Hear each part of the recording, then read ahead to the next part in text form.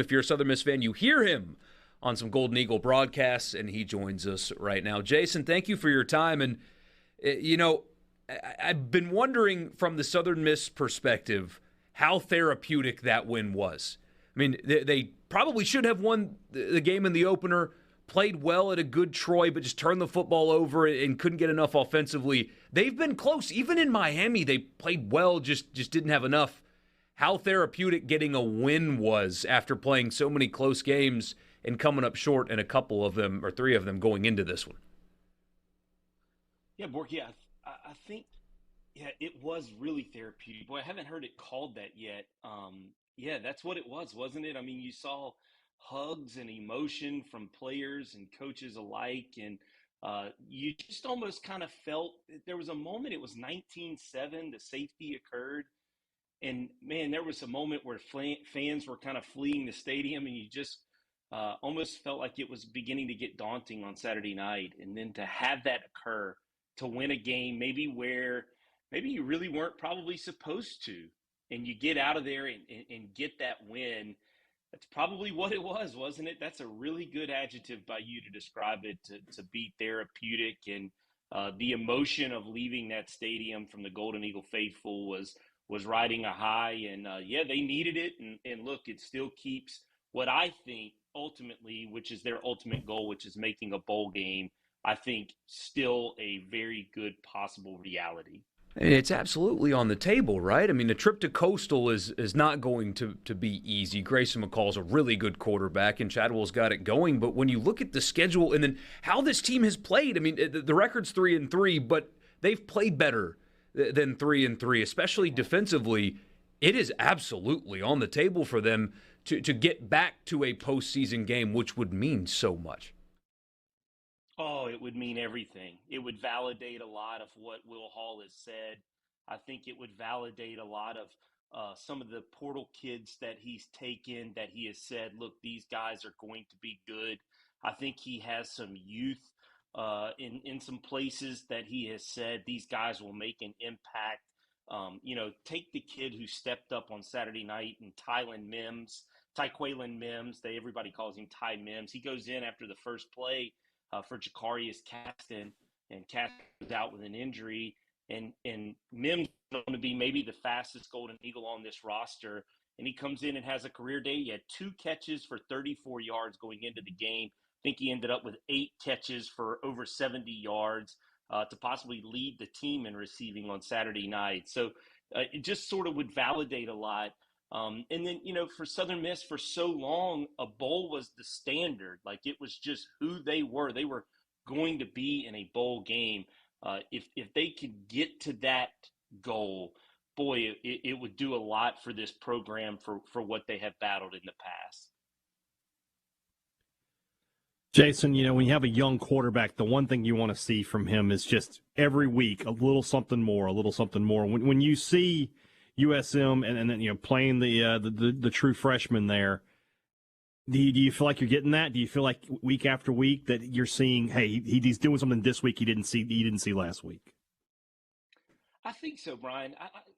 Brian, I think what you see is he's a true freshman who's never met a throw that he doesn't like. So Zach Wilkie is not intimidated by any throw that Will Hall asked him to make. And I think he has enough arm talent to make a lot of throws. But I think the caveat, right, and you guys know this, y'all consume so much college football. And hey, Dad, you personally, you watch Mississippi State throw it, to an umpteenth scale, right? And fitting it in these windows in college football today are just so tight. The athleticism in the secondaries in college football are just crazy how freakish these athletes are in the back end. And these quarterbacks have to understand, the reading of the coverage and the executing of the throw all go hand in hand. And I think what you're seeing right now from Zach Wilkie's point of view is I think he sees the throw, but he doesn't understand the coverage right now. And my color analyst is Austin Davis, who is obviously the quarterback's coach for the Seattle Super. He would know. He would know, correct. He can explain this a lot more in depth than I can. But on Saturday night, he would where Arkansas State was disguising with really a 3-safety look, but showing 2 safeties, and then rolling a safety to the back end. And I think Zach Wilkie was sort of having a little bit of an issue picking up that third safety, dropping back into coverage.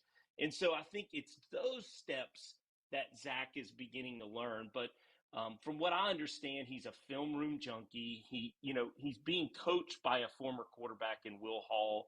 And so they're spending just a massive amount of time together. And from what I understand from Will Hall, in telling me prior to the broadcast on Thursday, he gives Zach tests. He gives them, hey, you got to go show this film and then bring it back to me and tell me how would you dissect this.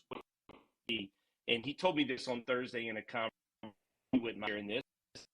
Last 100%. He graded out at 100% going into that game. So he was that confident with what Zach Wilkie was going to do against Arkansas State. But it's a whole nother thing when the lights come on, and Arkansas State's defensive coordinator and Rob Harley, I think, was really well prepared and began to show Zach Wilkie some things maybe that he hadn't seen quite yet. And that's the life of a freshman quarterback in the college football world today, in my opinion. It's not that they can't have success, because I think Zach Wilkie has shown success, but I think it's sustained success is what you're looking for. And that gets to be difficult week in, week out, because these teams are trying to find their weaknesses. And the more they watch of you, the more the tape they have on you, and maybe they know, hey, we can show him this and be in this, and we make him fool him.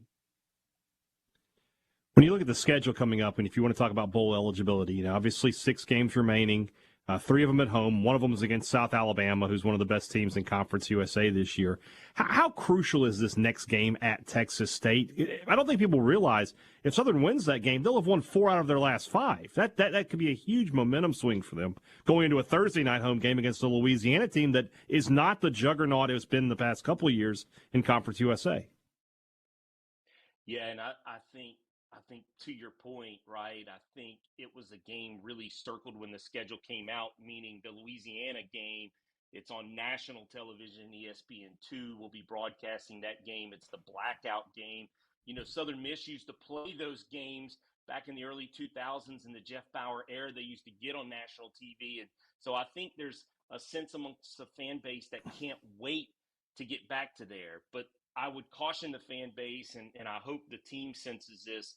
There's a game on Saturday before we get to that Thursday that probably has as much significance towards a bowl, if not maybe more, because I think when the schedule rolled out, I would have said Texas State was the much more winnable game, albeit on the road, versus Louisiana at home. Knowing what we know now, maybe that's not the case, but we'll see. But the guys out west tend to think all of a sudden they opened as underdogs, some heavy money's come in, and Southern Miss is now all of a sudden favorites in this game on Saturday. So, yeah, for sure, I think all of it now, I think it's a very winnable game, and I think it's a game that, boy, you look at it, you get it, and, yeah, you've won 4 out of 5, and you're returning home for a Thursday night contest that ought to be an electric atmosphere in Hattiesburg for that next Thursday night. On that note, we only got about a minute and a half left here, Jason. Will Hall challenged his fan base earlier this season pretty harshly. Not disrespectfully, but pointed words for sure. Has there been a response to that from the fans? I think so. I thought it was a really good crowd on Saturday night. I sort of sent a small little flare into the fan base as well late Saturday night in that game. Many of them left, went down 19-7, disappointingly so, because while be it, it did seem daunting, it was a 19-7 game, 2 scores, you win that game, and that's exactly what happened. And there was quite a few of them that left and enjoyed that game from Spirit Park and their tailgate tents alike. But look, I don't think Southern Miss is in the minority in that sense. I think all schools are fighting that battle right now, not just in the state of Mississippi either. I think it's, all across the country in college football. But the fan base is going to respond. Southern Miss has been a winner before, and I think, as Will Hall has said, they're going to be a winner again. And I think, there's a lot of them out there waiting. And I think, with each win, Borky, they're responding more and more. And you get a win Saturday out in San Marcos, and I think Thursday night in Hattiesburg, Mississippi, in the Rock, with Louisiana coming in, which could be a very natural rival for Southern Miss.